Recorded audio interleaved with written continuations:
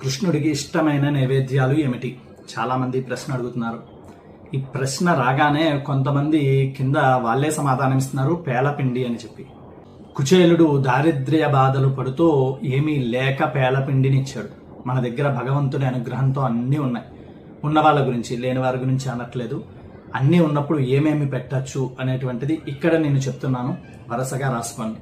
అటుకుల పాయసం, పెరుగులో నానబెట్టిన అటుకులు, వీటితో పాటు పేలపిండి, అన్నిటికంటే ముఖ్యమైనది వెన్న.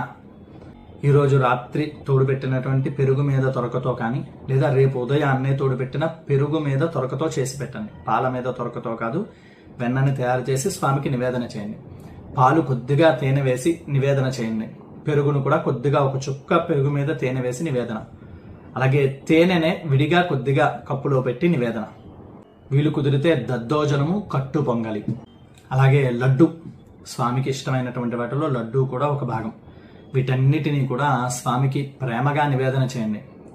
ధర్మాన్ని తెలుసుకుని ఆచరించండి. సర్వే జనా సుఖినో భవంతు.